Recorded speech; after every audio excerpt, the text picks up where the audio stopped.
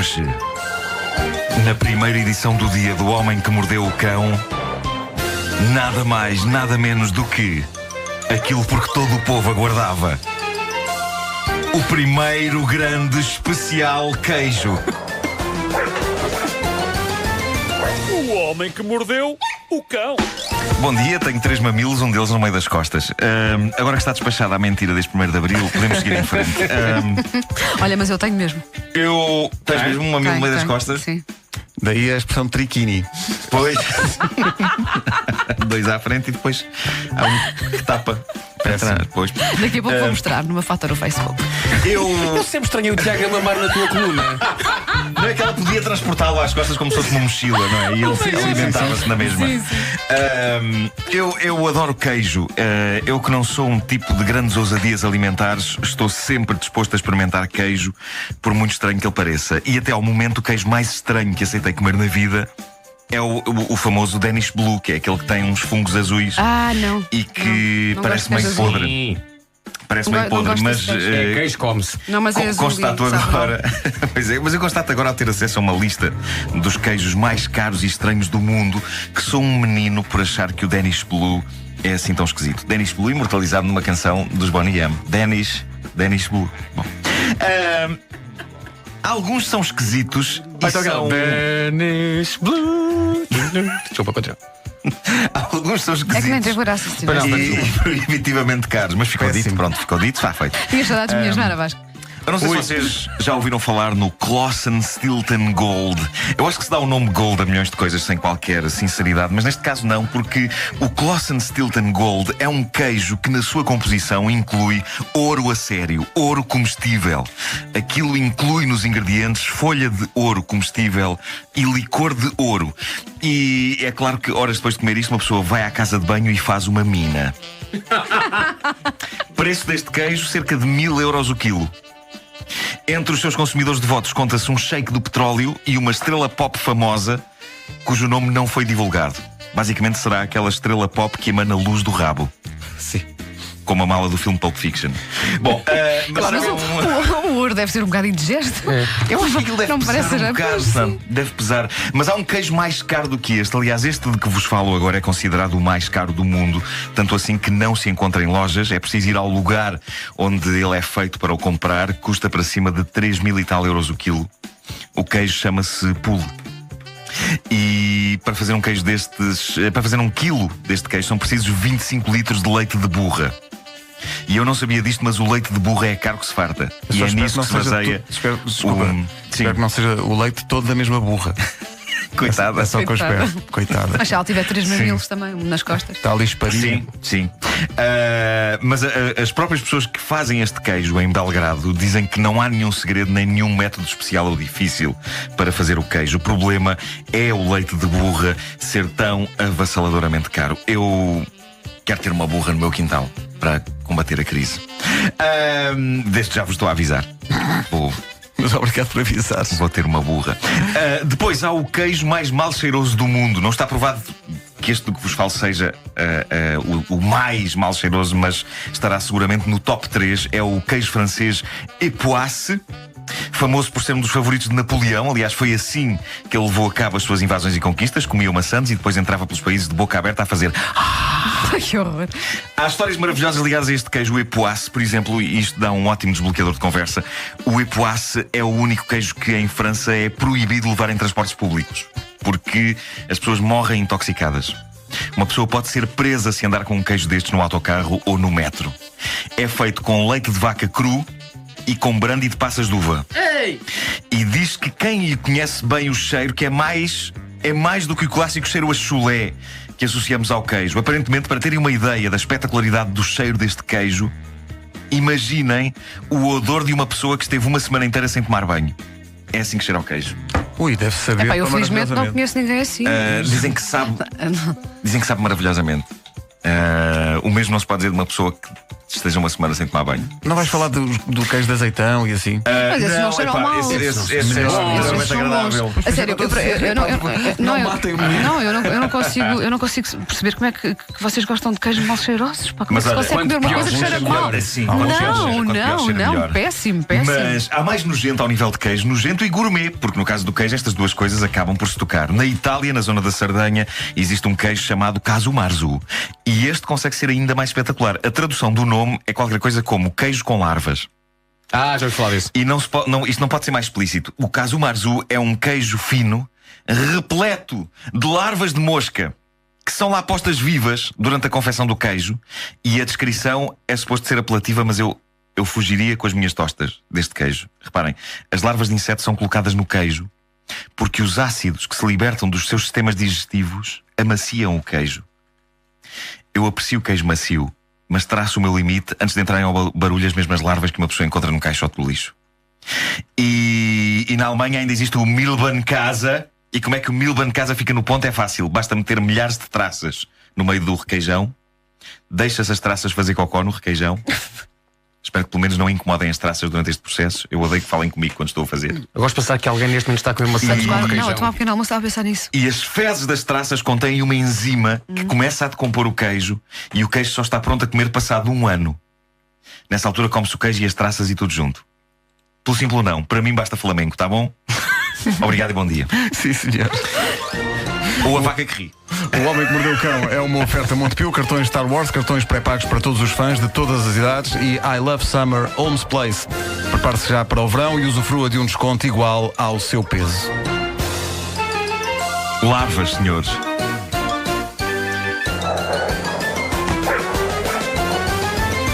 O homem que mordeu o cão. O simples não esta semana, só Santos de fiambre.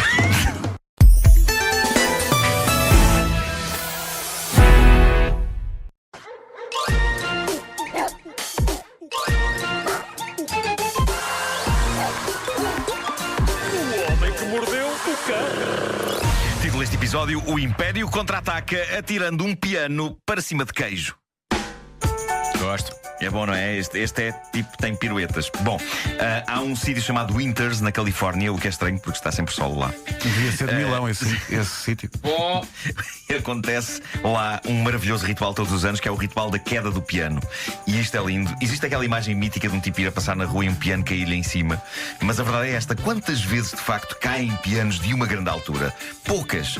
E nesta cidadezinha eles resolvem esse problema todos os anos. Eles têm uma grua e todos os anos conseguem deitar as mãos a um grande piano, um piano velho e sem arranjo que alguém deitou fora. Claro, mas é um piano, seja como for. Então eles penduram o piano no alto da grua. Estamos a falar de uma altura de quase 20 metros. E perante os olhares ávidos de espetáculo das pessoas lá do sítio, e juntaram-se ainda umas 350 pessoas para ver isto, eles largam o piano e toda a gente vê o piano esbardalhar-se com estrondo cá em casa, cá em baixo. Bom. Isto é um pesadelo que eu tenho, que me cai um piano em casa. E as pessoas aplaudem e é uma grande festa e é espetacular. E a festa é gira porque eles dão uso ao piano uma última vez. Antes de o desfazerem, há um Mas pequeno é um piano concerto. velho? É um piano velho. E piano velho não aprende línguas. Bom, mas... Meu Deus, a rapidez. Mas antes de o desfazerem, há um pequeno concerto onde várias pessoas tocam o piano e cantam. Aquilo já está meio desafinado antes do espetáculo de destruição. E uma vez despachada a parte do recital, é a vez de mandar o piano lá de cima. E é um momento soberbo, porque o piano há partes que pulverizam, fica instantaneamente desfeito. No meio disto tudo, há a destacar as palavras de um porta-voz da Câmara Municipal lá do sítio, que disse que a queda do piano deste ano foi um sucesso porque não morreu ninguém. era uma canção dos Delfins. Pois é. A verdade é. Eles vinham com os capuzes e tudo. Eu acho que o senhor estava a tentar fazer uma piada, mas ao mesmo tempo ficamos na dúvida sobre se noutros anos o ritual da queda do piano se terá chamado ritual da queda do piano em cima do idiota da aldeia. Seja como for, tudo o que seja partir coisas é giro. Quando tivermos obras aqui no estúdio, eu já disse isto, se for preciso partir coisas, contem comigo, eu adorava desfazer esta mesa à machadada, tá bom? Sabes que ontem fui almoçar a casa de um grande Sim. amigo meu, que foi padrinho de casamento de um outro amigo meu. Sim. E ele disse que estava muito nervoso porque não sabia o que é que havia de fazer para surpreender o amigo Sim. dele que ia casar. E então esse meu amigo, que foi padrinho, que é engenheiro civil, estava a fazer obras em casa. E sabes qual é que foi a surpresa que ele fez? Não. No dia do casamento de manhã, ele foi buscar o meu amigo Francisco, que ia casar, deu-lhe uma marreta. Epá, isso é lindo. Maravilha, maravilha. A minha casa é tua. Podes partir o que tu quiseres. E ele disse: foi ver o miúdo com um brilho nos olhos. Foi filmado isso? Epá, já não sei. Alguém filmaste isso? Pá, é libertador. Ainda por cima, o meu amigo Francisco, olha, é aquele meu amigo que caiu no europeu. Sim. Bem merecia, coitado. Epá, ele diz que a alegria do Francisco com uma marreta na mão a partir coisas. Tão bom. Maravilhoso. Quando houver obras neste estúdio, tem que ser. Bom, acho que é a primeira vez que temos uma notícia do homem que mordeu o cão vinda da Arménia. É lá que existe uma empresa de queijos. Na Arménia! Ali ao lado. Bom, a empresa de queijo chama-se Astarakat. Sim, conheço. E está metida num sarilho. E não é só por causa do nome. Basicamente foi à falência. Não tem dinheiro para pagar nem aos empregados nem aos fornecedores de leite, que estão todos furiosos. E o que se passou é material de lendas. E o que se vai passar a seguir também. O que aconteceu é que, no ano passado, eles encomendaram um estudo de mercado sobre um tipo específico de queijo que eu, por acaso, odeio, que é o chamado queijo azul. O chamado Danish Blue. É fortezinho. Que é aquele que é composto por uma espécie de um bolor. Não é uma espécie mesmo. É um fungo azul. Eles fizeram um estudo de mercado e estavam com o pressentimento de que o público arménio estava doido para ter esse queijo à disposição. E estava ou não? O estudo de mercado concluiu que sim, que os arménios queriam queijo azul, e foi assim que no fim do ano passado e no começo deste, a fábrica desatou a fabricar toneladas e toneladas deste tipo de queijo. Ora bem, provando que talvez tivessem precisado de um estudo de mercado, sim, mas para descobrir qual a melhor empresa de estudos de mercado, o que aconteceu foi que ninguém pegou no queijo. E quem pode censurar as pessoas? Epá, chamem-me bronco, mas é queijo com bolor. Eu só conheci na vida uma pessoa que gostava daquilo, que era o meu pai. E não tenho dúvidas que há muitas outras pessoas que apreciam este queijo, mas a mim, quem me tira a Serra da Estrela, quem me tira azeitão, quem me tira qualquer tipo de queijo que não tenha azul, tira-me tudo. Sabes, é muito usado no Masterchef, é que eles usam imenso o queijo azul. Sim. O fator azul tende a contar muito no meu critério, pela mesma razão que quando eu vou à taça das frutas e vejo uma laranja com bolor, não digo: olha que apetecível laranja azul. Não quero, longe de mim. Pois bem, a companhia fabricou toneladas de queijo azul. Em poucos meses arrastaram a empresa para o apocalipse financeiro e agora eles não têm dinheiro para pagar a ninguém, nem empregados nem fornecedores de leite. Então o último capítulo desta saga é o comunicado que a empresa fez agora. No comunicado eles dizem que de facto não têm dinheiro para pagar a quem devem, mas têm queijo. E então o plano deles agora é pagar as dívidas, que são na casa de alguns milhões, com o sacana do queijo azul. Dizem que em queijo conseguem pagar o valor exato das dívidas. Eles têm 60 toneladas daquilo nos frigoríficos da fábrica. O problema é que as pessoas empresas, não querem. Claro. A quem a companhia deve dizem: mas o que raio é que a gente faz com o sacana do queijo que ninguém quer? Só que parece que legalmente a companhia pode resolver o seu problema desta maneira. Isto é horrível porque ainda por cima é Natal. Aqui tem o seu 13º mês. Ponham em tostas que é bom. Eu gosto de pensar que o relatório tal estudo do mercado dizia: não compensa. Alguém não viu o não. Exato. Compensa. Compensa, é isso. Vamos embora. Não está aqui outra palavra de compensa. Não. Para terminar, pessoal, falta uma semana para a estreia do novo filme Star Wars, Rogue One. Evidentemente eu estou doido. Nuno, mas aquilo é uma história paralela. É uma história paralela que começa e fecha em si mesma, não é parte dos capítulos. Eu estou doido, claro. E ontem descobri uma das melhores maneiras para celebrar a estreia de Star Wars Rogue One, vendo e revendo até à exaustão um incrível vídeo viral vindo da Rússia, em que um indivíduo com demasiado tempo nas mãos mostra ao mundo, depois de beber um café, que é possível usar aquelas tirinhas de plástico de mexer o café. Sim. Sabem que as máquinas dão aquelas tirinhas. Aquelas colheres, sim, é aquela tirinha de plástico. Nuno? Isso, lá está. Ele usa isso para tocar a marcha imperial do Star Wars, com apenas uma tirinha de plástico e a mesa. É comovente, ele põe a tirinha à beira da mesa. Disseste que é o quê? É comovente, eu chorei. Ele põe a tirinha à beira da mesa e dá traulitadas na tirinha, vai puxando e empurrando a tirinha para fora e para dentro da mesa para fazer notas diferentes, notas musicais. Neste momento estás na TV. E aquilo faz. Vestido de médico. Está a acontecer. A abrir uma porta. Pá, incrível. Estava aqui a ver. Bom. Está a passar na TV? Está a passar na TV o vídeo de Natal. Obrigado, Marco. Desculpa, já vamos ao. Não, sim. Mas quem é este cão que aparece no. Esse cão é maravilhoso. O cão do maravilhoso. É muito giro o cão. É maravilhoso. É gigante. Bom, vou passar o momento mais vencedor de 2016. É este indivíduo com uma tirinha para mexer o café, a tocar isto. Não.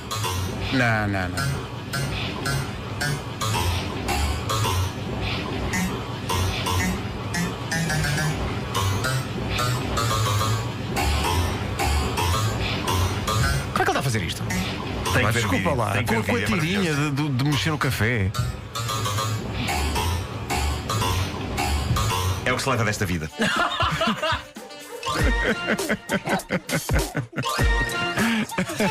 Vejam o vídeo. Olha, as pessoas mandaram para o meu Facebook este vídeo nas últimas horas, muitas vezes mesmo. Que maravilha.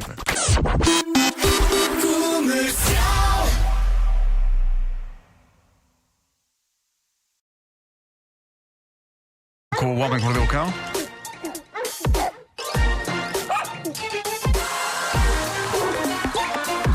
O homem que mordeu o cão.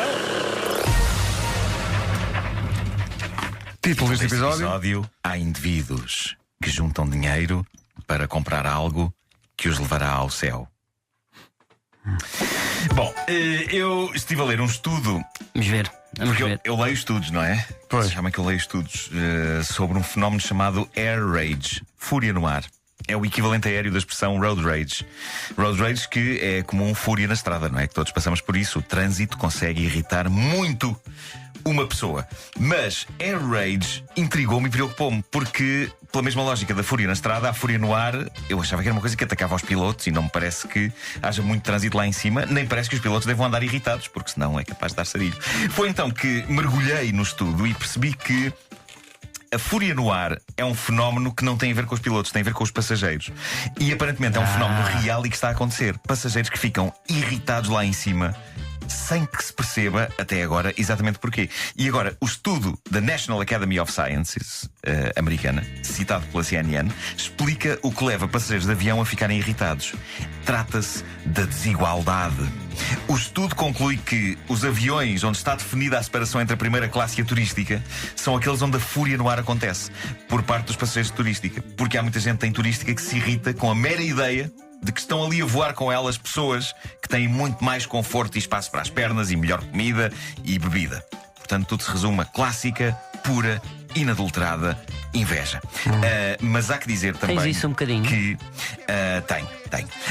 Há que dizer que os aviões, mas eu acho que os aviões estão feitos de maneira que potencia essa irritação. E eu chamo aqui a este tribunal, porque isto é um tribunal agora, chamo aqui a este tribunal a cortininha. A cortininha irritante que separa a primeira classe da turística e que vem uma senhora puxar da altura como que a dizer: temos pena, ganhassem mais. Agora, não só nem sentam aqui, como nem conseguem olhar para aqui. Aliás, conseguem ver só um bocadinho pelos lados da cortina de indivíduos a comer e a beber que nem uns lords e com as pernas esticadas. A cortina chega a ser mais humilhante que uma porta. Mais valia pôr aí uma porta e fechá-la, porque aquele fino pedaço de tecido que separa os finos dos chungas é particularmente humilhante. Ou não punham nada, porque o pessoal de turística não faz mal às pessoas da primeira classe, ok? Ou não punham nada, ou então punham uma porta. Agora, um paninho, nunca apreciei. Eu sou 100% um indivíduo de turística.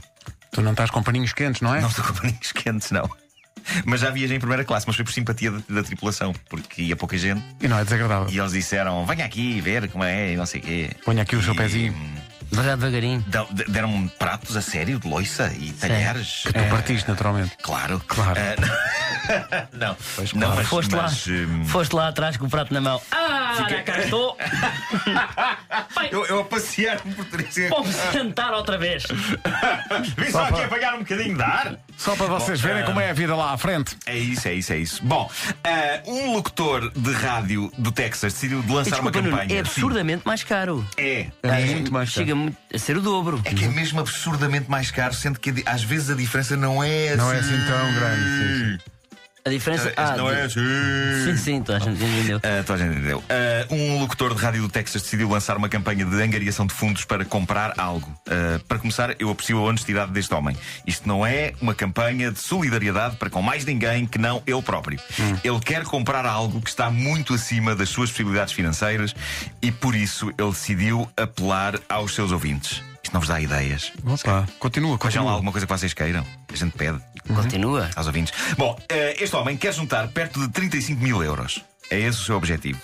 Ele abriu a sua campanha de crowdfunding no site GoFundMe e chegamos então à questão pertinente. O que quer, afinal, este indivíduo adquirir por 35 mil euros? É muito simples. Ele quer comprar Dave Grohl dos Foo Fighters. Quer comprar o Dave Grohl? Quer comprar o Dave Grohl por 35 mil para euros. meter na mala e levar para casa? Para meter na mala. Ele quer um Dave Grohl muito brasa para meter na mala e levar para casa. Pois. Ele quer comprar o Dave Grohl. Não é a obra de Dave Grohl. Ele quer comprar Dave Grohl, o artista. O próprio. Frank Payne, radialista da Texas Rock 108, diz que é o maior fã de Dave Grohl e achou que, se juntasse uma quantia simpática, talvez pudesse comprar pelo menos uns dias de amizade com Dave. Ele diz que o seu objetivo é, e passo a citar, estar uns tempos com ele, fazer high fives e cenas. Tu por 35 mil euros, Nuno Marco, quanto tempo estarias com um fã? 35 mil euros. O que é que fazia? Não, se houvesse um fã. Eu sou good value for money. Portanto, 35 mil euros. Se houvesse um fã que dissesse assim, só Marco, olha aqui isto, e o meu amigo, o que é que faz? Dá mais 5 dias. 5 dias? Sim. O Dave Grohl estava 1 hora. Mas 5 dias, atenção, dormias em casa do senhor, banho e tal, jantavas, almoçavas? Não, em casa dele. Mas bem com amigos. Não é tomar banho com ele, é na casa dele, ou eram 5 dias que ele ia ter contigo às 10 da manhã e à meia-noite estava em casa? Isso é uma boa questão. Eu teria que pensar bem nas condições de negócio. Está muito a responder-se a isto no próximo mês. Ele vir viver comigo. Mas se calhar não, se calhar era sermos amigos. Tipo, estava cada um na sua casa. Mandava-te mensagens de vez em quando. Sim. Cada Nuno, tal. É isso. Ok, 5 dias, 35 mil. Sim. Mas assim estás muito a caro. Se eu não gostar de mim, quem gostará? Bom, o que diz então o homem é que o objetivo dele é este. Estar uns tempos com ele, fazer high fives e cenas. E diz também, e passa a citar: caraças, sou até capaz de lhe dar 1 ou 2 abraços. Ele usa a cabeça, não é? Bro hug, que é um abraço assim de irmão. De irmão. Assim, bros. Que é, bro? Ele diz ainda uma coisa: diz, não tenho 100% de certeza se a quantia que estou a pedir dá para o comprar. Dá para comprar Dave Grohl.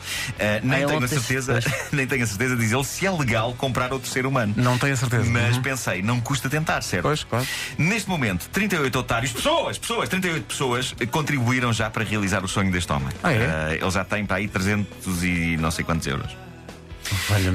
Ele termina o texto de apresentação deste seu projeto de crowdfunding com a seguinte mensagem: se for de facto ilegal comprar um ser humano, ou se o Sr. Grohl não desejar ser comprado, então irei gastar todo o dinheiro reunido em cerveja.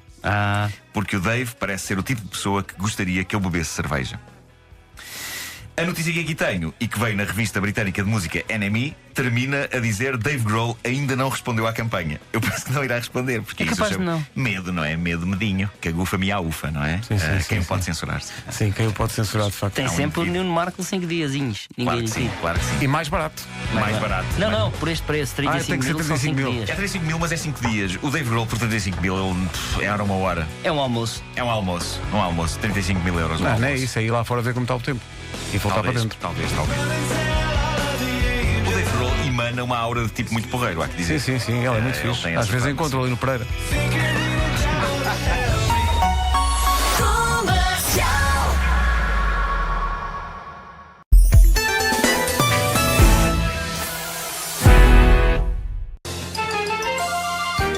Olha, o Zé Vilas vai fazer uma adenda. Ia fazer, mas já não vou. O homem que mordeu o cão. Olha, antes de mais, até que ponto é que se pode ser fã de um filme? Há um escultor americano, Joseph Reginella. Ele criou para uns amigos recém-pais. Reginella parece nome de doença. Parece Reginella, sim. Recém-pais de um bebê fofinho, fãs do clássico filme Tubarão de Steven Spielberg. Ele fez para eles o mais épico berço que um bebê já teve. E o berço, eu pus agora no meu Facebook, o berço consiste no barco do filme Tubarão, meio partido, a entrar dentro da boca do próprio tubarão. E então dentro do barco é possível meter de forma muito confortável o bebê. Então parece que o bebê está no barco e entrar para dentro da boca do tubarão. E é isto um berço. E querem que ele durma à noite. Mas o bebê está na maior, lá dentro. A fotografia é fenomenal. E isto pode chocar-vos, um berço em forma de barco a entrar para dentro da boca do tubarão. Mas a verdade é que, e vocês estão a ver agora, aquilo está com ar fofinho. Está. Tendo em conta que é um tubarão a devorar um barco com um bebê dentro. Sim, assim a criança habitua-se ao terror logo desde ter idade. Claro, melhor berço de sempre. Quer dizer, melhor só um berço em forma de Millennium Falcon. Pedro Ribeiro diz que é a nave do Han Solo, do Harrison Ford, no Star Wars. Sei mais quando ele se juntou à banda. Pois. Solo. Ok. Não me acompanharam nisto? Eu acompanhei sim, totalmente. Sim, eu também. Um ouvinte nosso. Mas é quando nós ficamos sem palavras, Sim, não é? claro, Que as coisas serem tão boas, sim. Ficamos completamente fascinados. São tão ignóbeis. Um ouvinte nosso, o André Neves, mandou-me esta notícia fascinante. É a história do homem de 65 anos que, em 2005, tinha ele 65 anos na altura, está num detector de metais à porta de um tribunal na América e o detector de metais começa a apitar loucamente. E o homem não tem consigo um único objeto de metal e, no entanto, pipipi. Não sei se vocês repararam na qualidade da minha imitação de um detector de metal. Pá, impressionante. Eu às vezes faço isto na rua e as cabeças viram-se. Eu nunca ouvi um pipipi tão bem feito. As pessoas ficam a mentir, ei, estou num aeroporto, o que é isto? Bom, o homem fez o detector de metais apitar e já não tinha nada de metálico com ele, não tinha o cinto, não tinha nada. Ficou intrigado com aquilo. Havia, de facto, algo de metálico, algures no corpo dele. Chegou-se à conclusão que era mais precisamente no braço dele. O próximo passo foi ir ao médico, ele fez um raio-x e apareceu ali qualquer coisa fina, do tamanho mais ou menos de um lápis. Os médicos disseram-lhe, então isso dói-lhe? E ele respondeu, não. Perguntaram-lhe, então impede-lhe os movimentos? E ele respondeu, não. E os médicos disseram, então mais vale não mexer, obrigado e bom dia. E ele, tudo bem. Eu acho fenomenal a naturalidade com que se passa esta parte da história. Alguém descobre que tem uma coisa comprida e que faz apitar detectores de metais dentro do braço, chega-se à conclusão que é melhor não mexer e ninguém questiona mais nada. Isto passou-se em 2005. Passaram 9 anos, ou 10 quase. Há umas semanas, diz a notícia, o homem estava a transportar blocos de cimento quando o braço começou pela primeira vez a doer. Se eu transporto blocos de cimento, isso tem tendência a acontecer-me e eu não tenho nada metálico enfiado no braço. E é por isso que eu evito, sempre possível, transportar blocos de cimento. É uma coisa que realmente tento evitar. Pois bem, nem mesmo assim ele quis saber. Ele só quis saber do assunto passadas umas horas, quando o braço começou a inchar e a doer mais. Era chegada a altura de ir à faca tirar finalmente aquilo do braço. E o que era aquilo? Flashback até 1963? Os anos 60. Gostei. Acho que estou a fazer demasiado dramatismo à volta disto.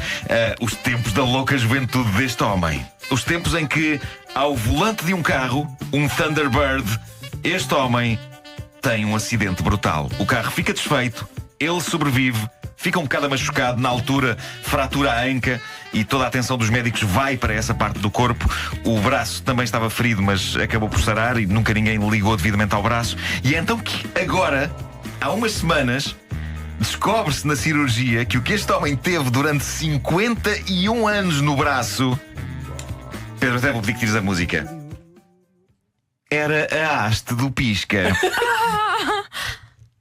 A haste do pisca do carro do Thunderbird, onde ele teve o acidente. No meio da confusão, a filha da mãe da haste do pisca entrou-lhe pelo braço adentro. No meio da confusão, sim. E ficou ali 51 anos. Ele nunca deu por isso. Nunca deu por isso. Os médicos ainda hoje estão embasbacados. Eles dizem, de facto, de vez em quando aparecem pessoas com pequeníssimas coisas que lhes ficaram embutidas no corpo. Chumbos, agulhas, mas nunca uma gigantesca haste de um pisca.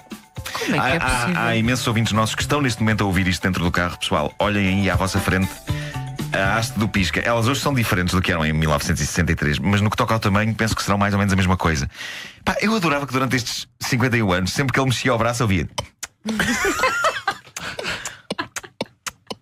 Marco, isso é a melhor imitação de pisca de sempre. Tão bom. Isso é muito bom. Isso é extraordinário. Posso fazer muito dinheiro com isto? Não. Não. É só giro. Eu gostava de pensar que alguém consegue subir a parada e que há algum ouvinte nosso a dizer: grande coisa, eu tenho uma jante na nádega esquerda. Adorava. O Homem que Mordeu o Cão é uma oferta Homes Place. A mudança começa aqui. Inscreva-se até dia 12 e ganhe um fitness tracker. O homem que mordeu o cão. Será que eu consegui surpreender-me a mim próprio com a minha imitação de pisca? Deste-me foi uma ideia. Eu ainda vou fazer o dia de fazer sons com a boca. E os melhores sons ligam para cá. Está tudo a correr tão mal, mas tão mal.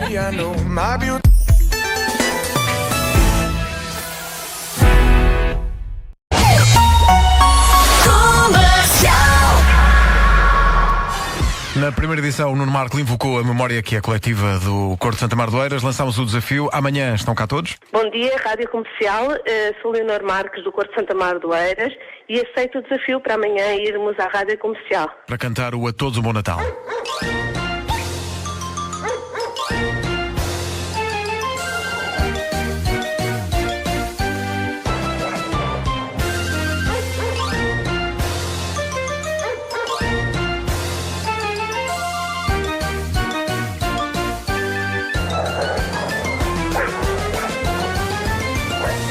homem que mordeu o cão. Título deste episódio: amendoins com chocolate resulta muito bem. A Patrícia Furtado, Não, grande ilustradora. Passa cá, É uma tradição anual. Ela no Natal vem cá trazer-nos coisas. Amendoins com doces. chocolate. Então ela trouxe umas queijadas e uns amendoins. E amêndoas, é uma mescla. Há uma mescla. Um barulho. Cobertos de uma espécie de uma poeira de chocolate. Não é? Chocolate, não é? E eu como e choro. Bom, título deste episódio: Conduzindo sexy, com o rabo a brilhar. Estou a ver que hoje é uma temática muito glútea, não é? É informação. O rumo da atualidade traz-me isto. Não é informação. Pois não. Eu tenho ainda em pensar que há um lado de noticioso, não é? Nisto. Bom, eu às vezes questiono-me porque temos rabo. É? Isso também diz muito sobre o que é que se passa. Sim. Eu às vezes tenho tempo e penso nestas situações. Não vês grande utilidade, é? São certas e determinadas situações, não é? Eu penso que entre as utilizações que se dão a essa fascinante parte do nosso corpo, para além das normais, há também a questão de ser uma espécie de uma saca, de uma espécie de um cofre orgânico. Olha, fala por ti. O meu rabo não é uma saca. É uma saca. O meu também uma saca não. para o crime. Quantas histórias não recebemos aqui de pessoas que, por exemplo, introduzem sacos de substâncias ilícitas nesse recôndito espaço, não é? De modo a traficar. Quantas histórias não recebemos aqui de pessoas que até chegaram a introduzir dinheiro nesse recôndito espaço. E agora chega uma notícia vinda do Sri Lanka sobre um homem que foi apanhado num aeroporto em Colombo. Portanto, o aeroporto em Colombo é o aeroporto da Portela, né? Fica ali na segunda circular. É isso. O Sri Lanka começa Colombo. precisamente ali na zona do Fonte Nova. Começa. E acaba mais ou menos na Expo, não é? Sim, É o Sri a Lanka. Índia é a partir da rotunda do relógio. É isso. É isso. Bom, nesse bocadinho de aeroporto. chegar à braca. É isso. No aeroporto do Sri Lanka, um homem foi detido pelas autoridades depois destas considerarem que ele se movimentava com um andar estranho. Tinham chamado de andar estranho? Exato. Levaram-no para averiguações e revista e descobriram que o homem tinha quase meio quilo de barras de ouro escondidas no reto. Meio quilo de bolas. Sujar o ouro. O que o homem tinha escondido nele está avaliado em mais de 10 mil euros. Ouro negro, sim. Bom, Demasiado visual. o mais incrível é que isto não é um caso isolado. Isto não é um caso isolado. Revelava-se nas manchas de Sim. ouro negro do imperialismo. Este ouro depois tem de ir para tratamento. bem, Bom, coitado. dizem as autoridades do Sri Lanka que isto não é um caso isolado. Só neste ano mais de 70 pessoas foram detidas com barras de ouro no rabo. Ele cantava: pensas que eu sou um caso isolado? Não sou o único a levar barras de ouro no rabo. Bom, mas isto é tramado quer para os traficantes, quer para... Ninguém pensa neles, os seguranças do aeroporto. Não péssimo. foi para isto que eles foram para esta profissão, não é? não. Venham trabalhar para a segurança, venham zelar pelo bem dos cidadãos. Eu aposto que ninguém que vai para essa profissão pensa na eventualidade de um dia ter de retirar objetos do lugar onde o sol não brilha, mas onde brilham, pelos vistos, barras de ouro. Vocês já viram uma barra de ouro ao vivo? Julgo que não. Eu só vi Nunca em vi, por filmes, acaso. só vi Só vi em em filmes, filmes, sim. mas não consigo conceber que seja humanamente possível arrumar esse tipo de objeto num lugar que não foi feito claramente para isso. Quando eu penso no mito da criação, Adão em frente a Deus, eu não consigo imaginar. Olha, hoje Adão... é dia do Adão, desculpa. Pronto, não consigo imaginar o Adão a dizer a Deus: senhor, há a possibilidade de aumentar o espaço aqui na bagageira. Não vai ser preciso transportar alguma coisa extra. Ele pode ter pedido, mas Deus não foi nisso. Deus não foi nisso. Bom, grande novidade no mundo das escolas de Pensar que se condução. calhar não era uma barra de ouro, era tipo um Kinder. Assim pequenino. É isso, é. Continua. Mas sabes que há muitos programas. Mas eu gostei que tu tivesses falhado a dizer barra, disseste borra. Borra, E e não é por acaso. Deus não dorme. Mas sabes, há muitos programas de televisão que os prémios de vez em quando são São barras de ouro. sim, sim. A partir de agora, assim, eu ligo o 760 ou não sei o quê e ganho barras de ouro. Não Verdade. quero. Mas Não, qual eles a vão dizer, origem? mas estas limpinhas. Temos Vem que de saber. onde? Temos que saber. Bom, grande novidade no mundo das escolas de condução na Holanda. Isto é incrível. A partir de agora, e eu juro que fui investigar esta notícia, não fosse uma história tardia de 1 de Abril que eu só tivesse encontrado agora, mas não, é real, é uma notícia desta semana. A partir de agora, os instrutores holandeses de condução podem legalmente, isto foi aprovado no Parlamento, podem legalmente aceitar como pagamento pelos seus serviços o ato físico do amor.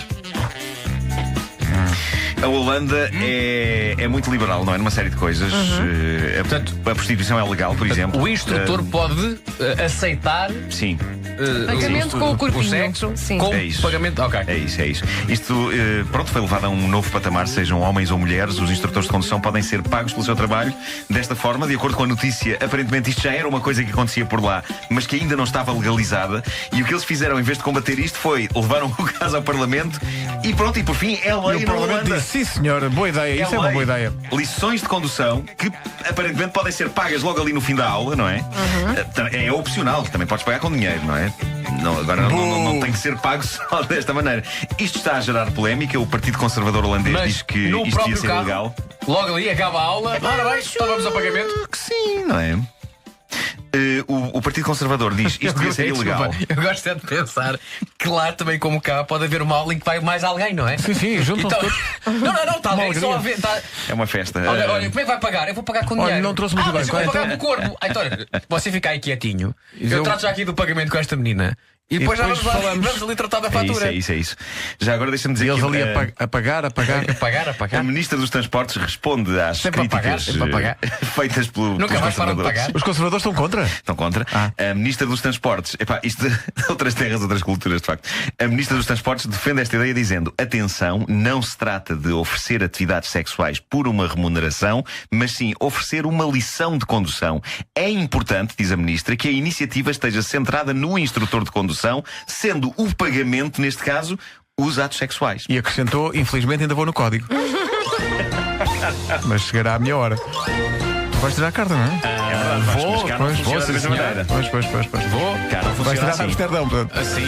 Muito bom.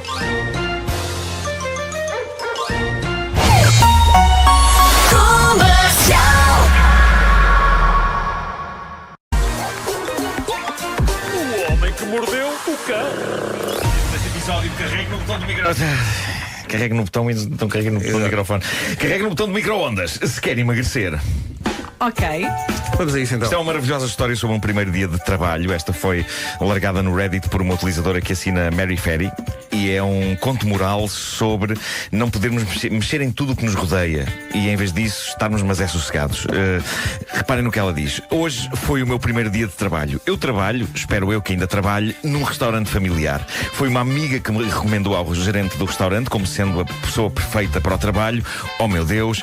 Entro, o responsável apresenta-me todos os passos da rotina de trabalho. A dada altura, leva-me ao balcão principal para nos encontrarmos com outro empregado do restaurante. E nisto eles são chamados pelos walkie-talkies para irem até à cozinha. Portanto, fico no balcão principal de entrada à espera, sem nada para fazer. Passam minutos e eu fico cansada de olhar em redor. Por isso, começo a mexer em coisas que estão na mesa.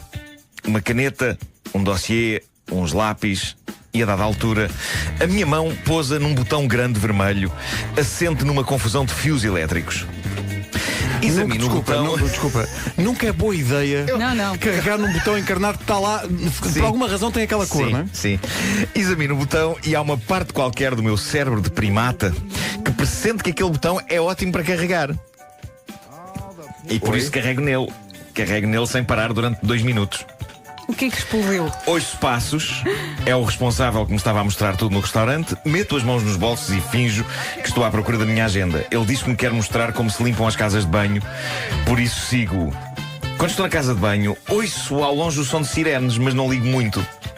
O responsável do restaurante é chamado de novo à cozinha, mas desta vez pedem-lhe que traga a rapariga nova. Quando chegamos à cozinha, há um vasto grupo de pessoas com um ar preocupado e agastado. Entre elas, o gerente e 3 polícias. O gerente pergunta-me se eu terei carregado no botão vermelho do balcão principal. O responsável que me está a mostrar tudo diz: eu ainda não lhe mostrei o botão vermelho. E é então que me mostram o botão vermelho. O botão no qual eu tinha estado a carregar antes. A única coisa que me ocorreu responder foi: sim, fui eu que carreguei neste botão. Fui. Porquê? O gerente explicou então que, enquanto eu estava nas casas de banho, a polícia cercou o restaurante. Uma quantidade insana de polícias armados pretendiam capturar o criminoso que estava a assaltar o restaurante. De acordo com a polícia, o alarme ligado ao botão vermelho no balcão do restaurante foi acionado 348 vezes seguidas. Bom. Era uma emergência. A velocidade, os comentários das pessoas a esta história são ótimos. Há um utilizador chamado Scotty que diz: como de acho que carregaste tantas vezes um botão em tão pouco tempo? Isso é um nível de carregamento em botões digno de máquina de jogos dos anos 80. E ela responde: chama-se ansiedade, meu amigo. Eu não consigo criticar bem esta jovem, porque era um botão sem qualquer indicação a pedir para ser pressionado, não é? Ela deve ter pensado: não funciona. É isso. No entanto, a cor vermelha devia ter sido um alerta. Eu gosto que a polícia diga assim: nós temos lá um código de conduta em relação a este botão, que é: se é pressionado uma vez, nós damos o benefício da dúvida. 2 vezes, até damos o benefício da dúvida. É isso. Mas 348, se calhar é sinal que temos que ir. É sinal que temos que ir. Bom, eu tenho aqui mais uma história. Já estamos em cima das 9. Vou deixar uma das histórias que tenho aqui para amanhã. E vou passar já para um uma que me é muito pessoal. Ontem eu desabafei no Instagram sobre uma explosão de emoções que me aconteceu ao fim da tarde. O que se passou, não sei se vocês viram isto, mas eu tomei um duche, pessoal. Epá, bolas até que enfim, não continua. Tomei um duche. Tomei um duche, vesti-me, mas como não ia sair de casa, eu pensei, não vou pôr cinto, estas calças aguentam-se bem sem cinto. Qual não é o meu espanto quando constato pelo serão fora que as calças me estão a cair? E pensas, estou mais magro. E eu sempre a puxar as calças, mas a cair dramaticamente, sabes? Eu fiz o teste de andar para um corredor fora e as calças iam descendo. E quando cheguei à porta estava em cuecas. Eu sempre a puxar as calças, o que é incómodo, mas ao mesmo tempo era bom, porque eu pensei, caramba, finalmente emagreci. Estas calças aguentavam-se sem cinto. Começou a minha caminhada para um Marco mais esbelto. Não aguento. Eu fiquei emocionado e pensei em ir ao nosso grupo do WhatsApp para anunciar isto e dizer-vos, malta, emagreci. Passei o serão a puxar as calças, feliz, eu senti felicidade, até que a dada altura precisei de ir à casa de banho e apercebo-me então que estive este tempo todo com o botão das calças desapertado. Ok. Não o apertei quando vesti as calças. Portanto, não era de facto não era o fator esbelto que então estava aí. Apertei e as calças ficaram Era o bem, fator distraído que presas. estava. As calças ficaram bem presas. Presas como sempre, sem ser preciso cinto quando eu apertei o botão. Mas durante uns minutos foste. Olha, Pedro, por momentos tive tudo e por momentos fiquei sem nada. E agora andas sempre com as calças desapertadas, é isso? Se calhar psicologicamente é capaz de ser melhor, é? O homem que mordeu. Agora, eu não sei se fui eu que deixei o botão desapertado ou se ele simplesmente se desapertou precisamente devido à minha pança ter. Não, foi o destino que Foi o quis destino. proporcionar esse Esta bocadinho história de vai felicidade. ficando mais e mais triste à medida que avança. Agora, à conta disso, devo dizer que fiz um post no Instagram a desabafar sobre isto e tirei uma fotografia a mim próprio a puxar as calças e tem 10.269 likes. Olha, e a fotografia do unicórnio? Tem quantos likes? A fotografia do unicórnio, não sei. Não, espera aí. Estavas muito bonita. Estavas lindo, Nuno. Estavas 18.387. Toma lá. 18.387. Unicórnio 1, calças 0.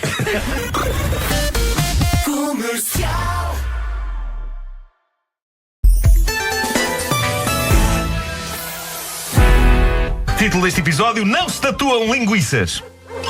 Eu estou tão irritado a dizer isto. Mas refere-te aqui, não se tatuam, por exemplo, um desenho de uma linguiça no teu braço, ou não se tatua uma linguiça? Não se faz tatuagens numa linguiça? Não vale a pena irmos por aí. Isto não faz o mínimo sentido. Vamos avançar então. Bom, ontem um ouvinte nosso, o Ricardo Oliveira, deixou no Facebook do Homem que Mordeu o Cão, em facebook.com/homemcau, um excerto do programa de talentos inglês Britain's Got Talent, onde podemos ver uma idosa de 79 anos a fazer salsa acrobática com um indivíduo mais novo. Eu não sei se vocês tiveram a ocasião de ver essas imagens. Ainda não. É fascinante e é assustador porque no seu melhor parece uma coisa artística e é surpreendente a flexibilidade desta idosa. No seu pior, há momentos em que o indivíduo mais novo parece estar a lavar o chão com uma velhinha. Mas houve vários momentos em que eu dei por mim a gritar: ai, Anca! Aquilo está na fina linha entre a acrobacia e o crime. No fim, tudo corre pelo melhor, só que depois dei por mim a sonhar toda a noite que indivíduos me davam com idosas com toda a força na cara, depois de as rodopiarem no ar durante minutos. Mesmo assim, vale a pena ver. Eu daqui a pouco já vou pôr esse vídeo em destaque no Facebook da Rádio Comercial também. Mas ele faz da senhora uma esfregona, é? Ele faz da senhora gato sapato. Mas é uma velhota vileda. O chão fica. Fica lindo. Fica um brinco. Fica um brinco, dá para comer no chão. A velha e o chão. Bom. Mas a velha deve ficar com estática no fim. Fica. Aproxima os bocadinhos de papel da idosa e os bocadinhos de papel traz logo. Bom, continuamos a ter notícias dos nossos ouvintes brasileiros. Eu não me canso de lhes agradecer. Alguns ouvem isto em direto. Eles acordam à meia da noite no Brasil para ouvir isto, e isso é uma prova de dedicação e afeto que me faz ter vontade de retribuir esse esforço deles, obrigando-os a fazer algo mais saudável, que é dormir. Esta vai para os nossos ouvintes do Brasil! Ai, queres um. Aí está.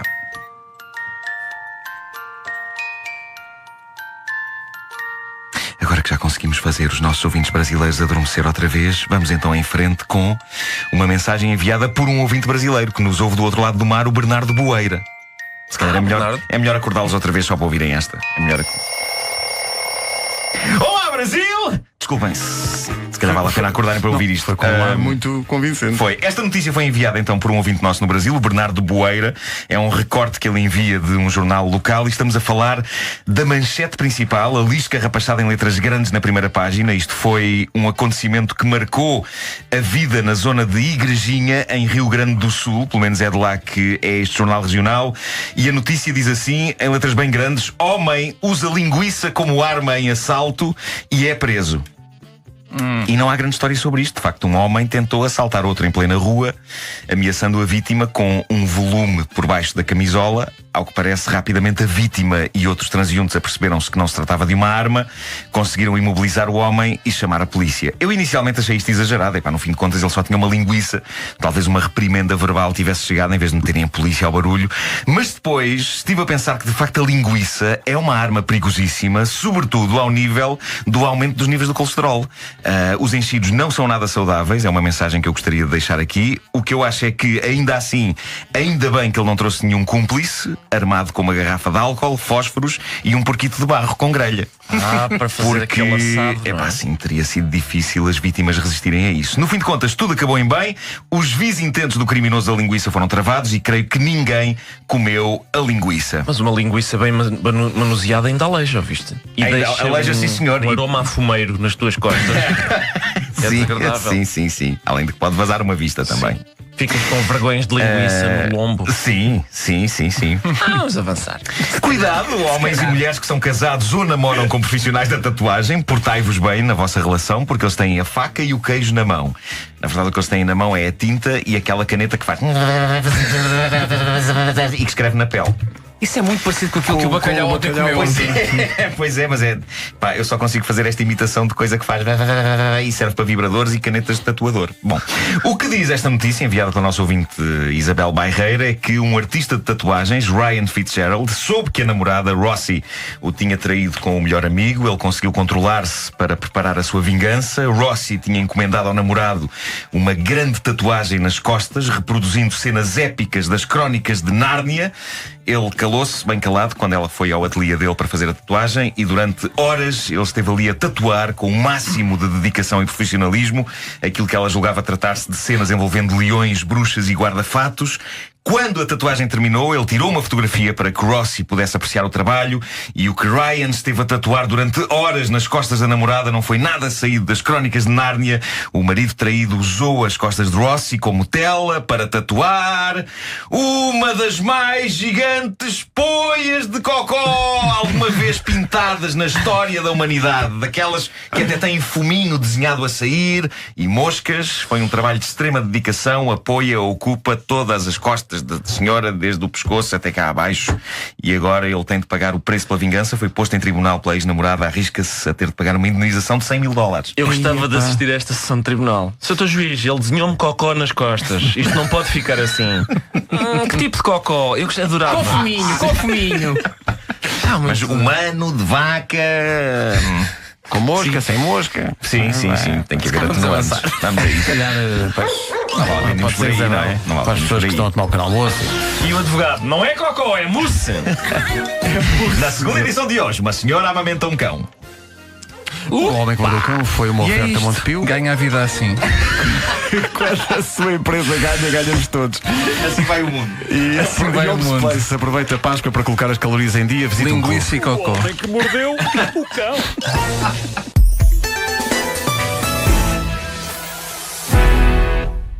O homem que mordeu o cão traz-te o fim do mundo em cuecas. Título deste episódio: gravidez com ou sem uma mão humana. Antes de mais, temos que começar por aí, pelas últimas notícias. Claro. Ao nível de uma mão humana. Primeiro, ontem, vocês sabem disto que eu disse-vos, eu entreguei à editora o texto do próximo livro do Homem que Mordeu o Cão, que é o 6º, já 6 daquelas coisas. Vai mesmo chamar-se O Homem que Mordeu o Cão, uma mão humana ferrada à valor da mãe. E as minhas queridas editoras, a Clara Capitão e a Eurídice Gomes, estão já a avaliar como e se será possível que haja pelo menos uma edição limitada cuja capa seja, efetivamente, forrada a veludo à mãe. Edição premium. Ou pelo menos forrada a um tecido francamente mais barato que o veludo, mas que pareça a veludo à mãe. Agora, capa à parte. Essa associação? Cá para a parte, estou contente com o que está lá dentro. O livro cobre 11 anos de histórias. Está repleto de relatos que se tornaram clássicos instantâneos. Foi muito divertido revisitar essas histórias. Havia uma de que eu já não me lembrava, até lhe ter posto os olhos em cima outra vez, que é, vocês se calhar lembram-se disto, a da vizinha que queria tanto espiar o que se passava na casa do lado que, apesar dos vizinhos irem subindo a cerca para terem privacidade e plantado bambus e tudo, ela acaba por comprar um trampolim. Ai, eu lembro-me dessa história. E eles veem a cabecinha dela aparecer e a desaparecer atrás da cerca e do bambu. A Cuscamor. A senhora a dar saltos progressivamente mais e mais altos e com mais força para poder ver o que se passa. Enquanto está lá em cima, você diz: eu não estou a gostar. Era faltava. Eu buscar. Por isso, olha, vai ser giro reencontrar algumas dessas histórias para quem estiver a ler e que for ouvinte desta rubrica. Agora, missão alucinante pela frente. Tenho que desenhar bonecos para cada uma das histórias. E vou ter que os desenhar com a minha mão humana. E sobre isto, como muito bem aponta um dos nossos ouvintes no Reddit do Homem que Mordeu o Cão, o episódio desta semana da série The Last of Us tem um plano de uma mão humana. Ele tirou fotografia do ecrã e de facto lá está a sair da neve a mão de um dos mortos-vivos. Obrigado por isso. Um outro seguidor do Reddit do Homem que Mordeu o Cão enviou uma notícia e eu percebi que ele enviou esta notícia não tanto pela notícia, mas por um pedaço do texto da notícia. O título diz: mulher de 40 anos deu à luz o primeiro bebê concebido por inteligência artificial. O que é um título intrigante, não é? Sem dúvida. Verdade. Mas claramente não era isso que interessava o nosso ouvinte. Passa a ler então o recorte que ele mandou. Diz assim: parece ficção científica, mas já é realidade. Um marco histórico aconteceu no México, onde nasceu o primeiro bebê do mundo gerado por um sistema de fertilização in vitro completamente automatizado por inteligência artificial. Isso significa que não teve nenhuma mão humana a inserir o espermatozoide no óvulo. E era esta a parte que interessava, ele sublinhou esta parte. Bom, no que toca a mais gravidez improvável, isto já está viral há uns tempos, mas eu ainda não tinha falado desta situação aqui. Há uma senhora brasileira que estava a manter uma relação à distância com o namorado e de facto eles falavam todas as noites por videochamada. Ele estava a trabalhar em Nova Iorque. O que é que se passa? Passa-se que ela agora está grávida e garante que o pai, apesar da distância, é um namorado. Mas como, questiona-se o mundo, ela garante que o namorado a engravidou precisamente por videochamada. Não olhes para mim. Por videochamada. E exige agora que ele assuma a paternidade, não é? Uma videopaternidade. Sim. Já o namorado lá em Nova Iorque contesta. Ele considera que é impossível pessoas engravidarem outras por FaceTime. É com mente fechada também. Mas diz uma coisa, portanto, o namorado está em Nova Iorque e ela está onde? Ela está no Brasil. Ok. Mas de facto ela diz estar grávida e mantém esta sua tese, que aconteceu por videochamada. Ora, nós vivemos numa era em que muita gente está a apresentar versões alternativas da ciência, não é? E a vendê-las como verdade. Eu acho que haverá sempre alguém para acreditar nisto, mas o que tem sido interessante são as respostas que este caso tem gerado nas redes sociais da senhora. Comentários que vão desde: esse bebê vai nascer em PDF, até, e este é o meu favorito sem dúvida, devias ter ativado o modo avião. Bravo. Bravo. Bravo. Bravo. Agora, só para que se veja o atual estado do nosso planeta, há que dizer que o site em que encontrei esta notícia, que é um site brasileiro sobre ciência, chamado Já Imaginou Isso, a dada altura na notícia eles decidem escrever o seguinte, com o ar mais sério do mundo: mas afinal, existe alguma explicação científica para isto? O que parece piada, mas hoje em dia se calhar é útil explicar às pessoas. Hoje em dia se calhar é. Existe alguma explicação científica para isto? Spoiler, não. Escrevem eles. E o parágrafo seguinte tem como título: a ciência explica e derruba o mito. E depois eles explicam efetivamente como é que se fazem bebés, sendo que o método da videochamada não está contemplado nesse descritivo. O mais incrível é que, apesar disto parecer redundante, em pleno século XXI se calhar há muita gente, incluindo adultos, que sabem usar as redes sociais, mas talvez não saibam bem como se faz bebés. E muitos vão ter que explicar aos filhos agora mesmo. Exato. O texto diz o seguinte: para que um bebê seja concebido, é necessário o encontro de um espermatozoide com um óvulo num ambiente adequado, ou seja, dentro do corpo humano. Não importa quantas horas de videochamadas um casal faça, sem contacto físico, não há possibilidade de gravidez. É um facto que, quando eu era miúdo, já há muitos anos, a lendária revista Maria já incluía cartas de leitoras contendo questões tais como: poderei ter engravidado da minha almofada. Isto é um clássico. Eu lembro de ver isto lá. Mas penso que com o avançar do tempo e os progressos tecnológicos, hoje é capaz de ver mais gente que nunca acreditar que pode engravidar de almofadas ou de videochamadas. Bom, a gravidez é um assunto que hoje Maria, peço imensa desculpa. Estarei, é que a almofada para mim é o pai. É porque eu olho para a criança e é a fronha dela. Exato. Exato. Bom, mais sobre gravidez nesta edição do Homem que Mordeu o Cão. Tenho aqui uma história que intrigou a Indonésia e depois o mundo. Siti Zainah, que é uma mulher de 25 anos, afirma ter engravidado de... Ela jura a pé juntos ter engravidado. Conta! De uma rajada de vento. Opa. Verdade seja dita, o vento às vezes sopra mesmo muito forte. Olha, de todas é a mais original. Mas não é só isto que é estranho. De acordo com o jornal Times Now, Siti afirma que deu à luz apenas 1 hora após perceber que tinha sido engravidada por vento. 1 hora depois? Sim, sim. Hã? O que é certo é que ela deu de facto à luz uma bebé linda e saudável com 2,9 kg, ok?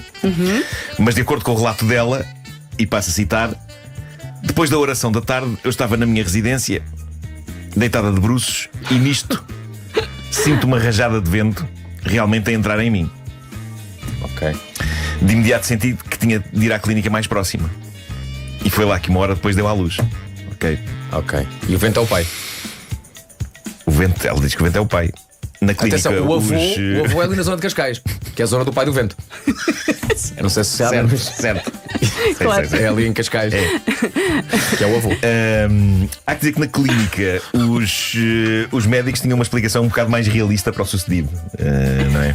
Sem qualquer ofensa para as eventuais capacidades do vento para fazer bebés.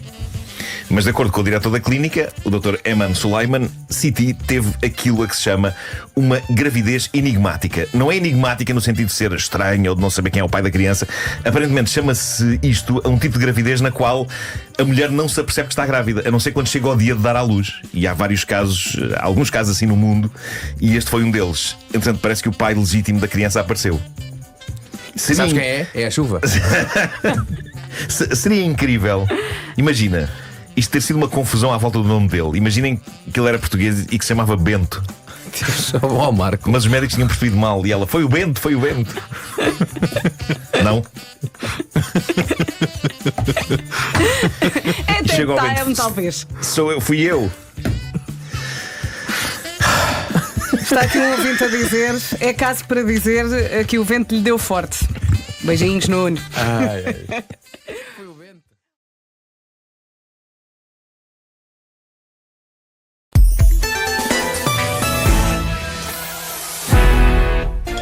Título deste episódio, reparem, é o mais apelativo de sempre: Papéis Brancos.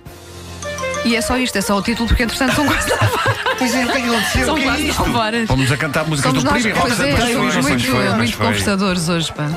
Gastámos tempo só com porcaria. O cão. Agora a cantar, pá, vamos agora cantar. Bom, é sempre um gosto receber notícias passadas em Portugal. Alguns ouvintes enviaram, esta foi um grande acontecimento o dia de ontem. Aí, como é que tu conseguiste?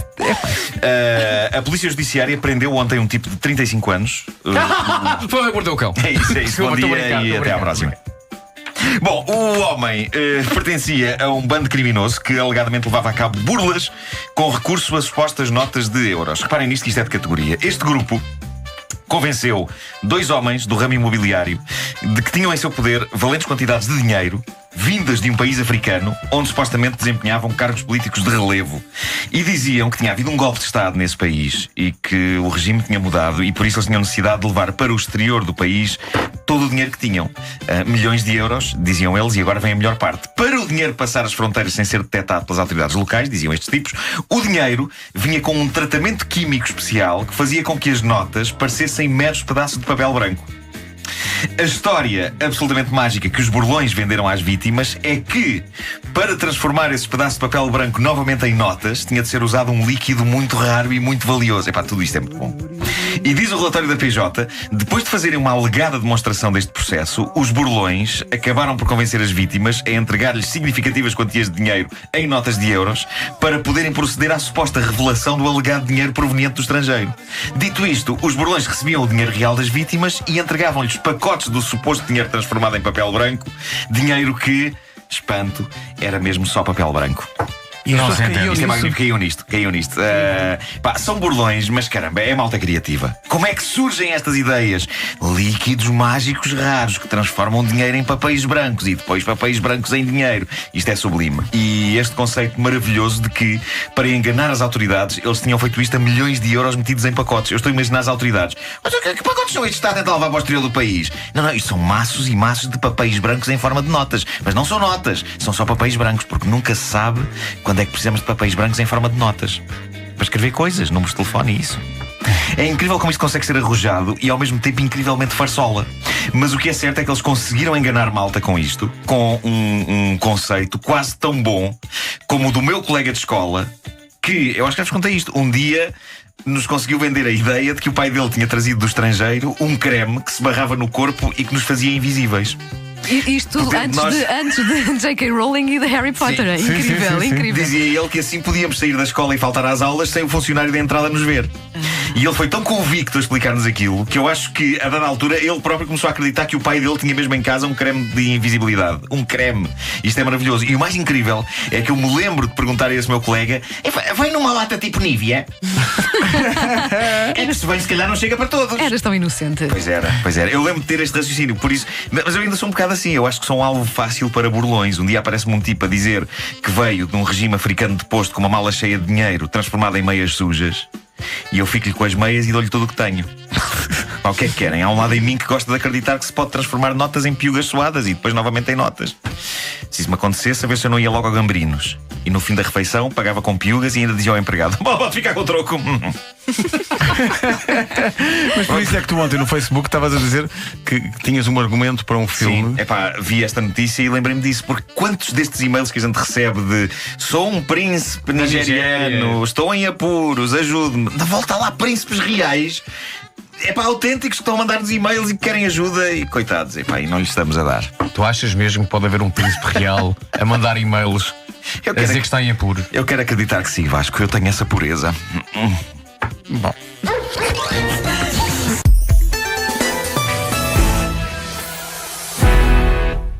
O homem que mordeu o cão.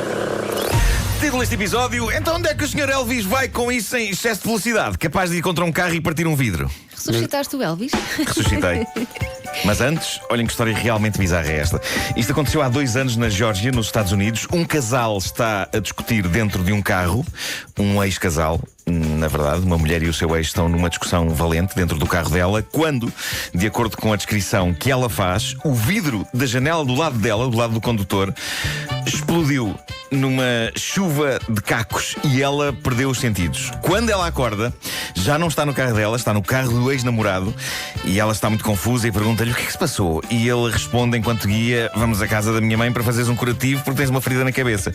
Durante um mês, a rapariga esteve hospedada na casa da mãe do ex-namorado, onde foi tratada, mas ela tinha ideia de que alguém tinha atirado alguma coisa contra a janela do carro dela e que tinha levado com vidros. Foi alguns meses mais tarde que, depois dela continuar a queixar-se que ainda lhe doía a cabeça e tinha de vez em quando umas perdas de memória, uma amiga decidiu levá-la ao hospital e é no hospital que descobrem que a mulher, que entretanto já tinha retomado a sua vida normal, apenas com algumas dores de cabeça, a mulher tinha uma bala alojada no crânio. Uma bala? E isso suponho que faz algumas enxaquecas, de facto, não é? É capaz de doer, sim, não é?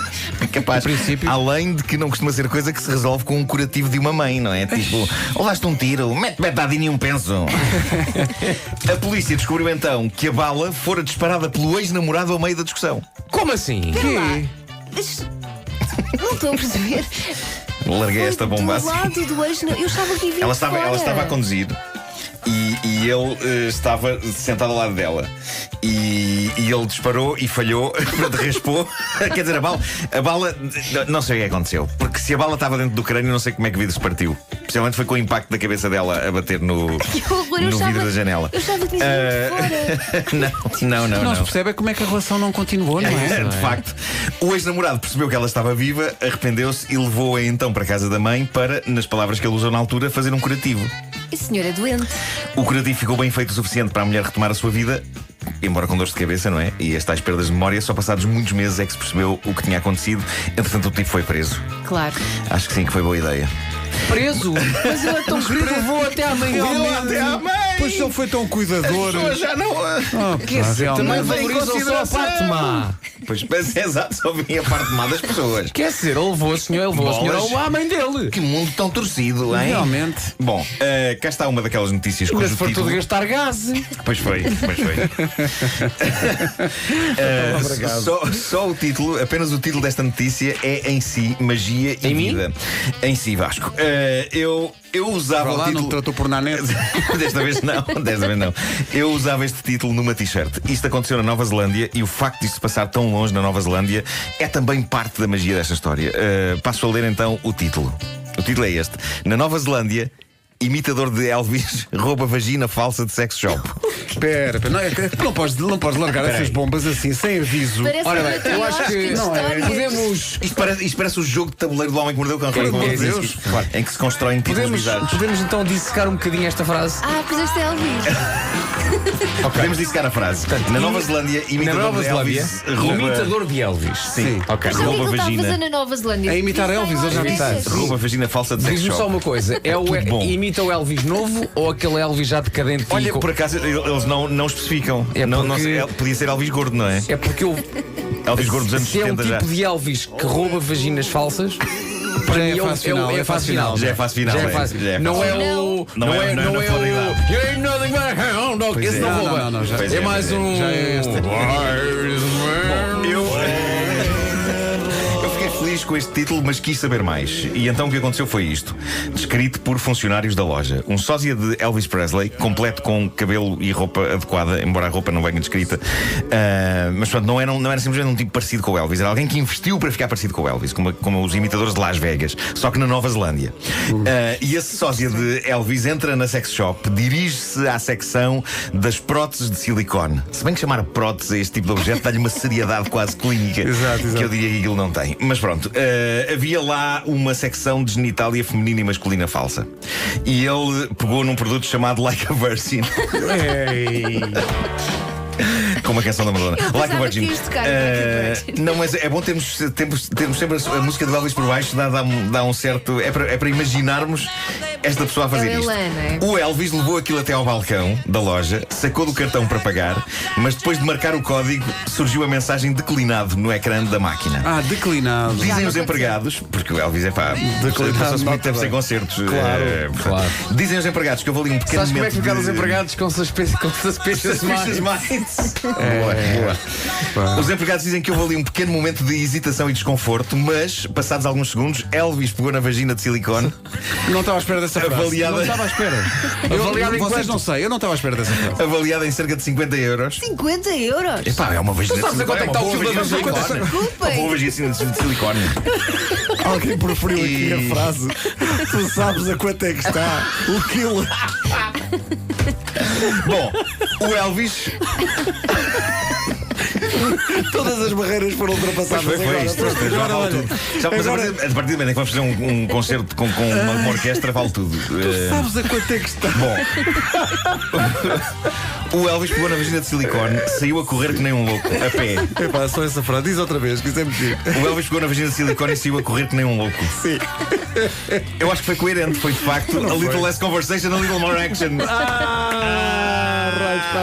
Bom, uma das empregadas desta sex shop disse à imprensa que este é apenas mais um entre vários incidentes de roubo de objetos daquela sex shop e tem sido sempre roubos aparatosos. Desta vez foi um tipo vestido de Elvis Presley. 2 dias antes, uma senhora saiu da loja a correr com um punhado de vibradores, sendo que, diz esta funcionária, tinha um carro de fuga à porta.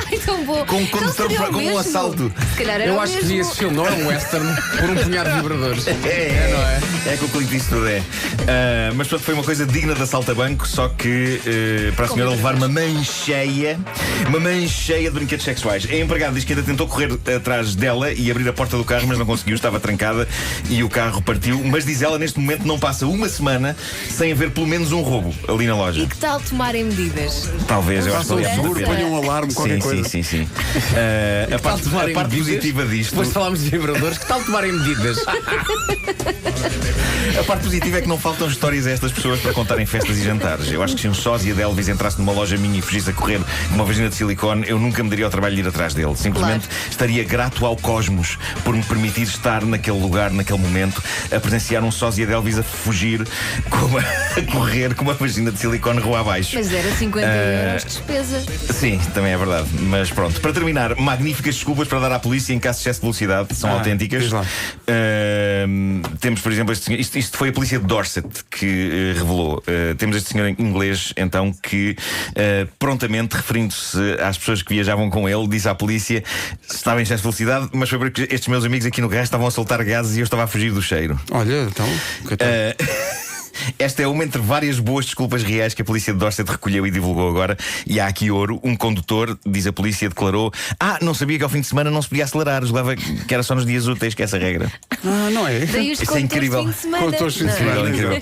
Outro condutor disse: o que se passa é que estou precisamente a caminho de uma consulta no oftalmologista, porque lá está, não consegui ver o sinal do limite de velocidade. Cá está, havia razões clínicas, não é? Outro condutor tentou convencer a polícia de que a categoria do carro devia contar para não ser multado, tendo dito: então os senhores vão multar-me a mim que tenho um BMW. Exato.